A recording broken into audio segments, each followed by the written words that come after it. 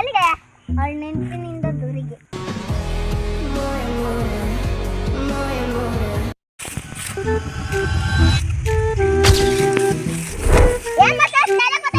ಇವತ್ತು ನಮ್ಮೂರಲ್ಲೆಲ್ಲ ಜಾಸ್ತಿ ರೆಪ್ಯುಟೇಷನ್ ಜಾಸ್ತಿ ಆಗ್ಬಿಟ್ಟಲ್ಲ, ಅದಕ್ಕೆ ನಮ್ಮೂರಲ್ಲೆಲ್ಲ ನನ್ನ ರೆಪ್ಯುಟೇಷನ್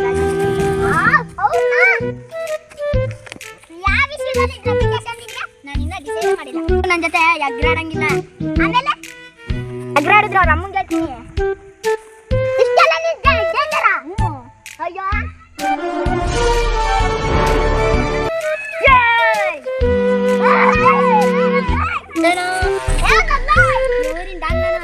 ಎಗ್ರಾಡ್ಬೇಡ, ನನ್ನ ಹತ್ರ ಹಾಕ್ಬಿಡ್ತೀನಿ.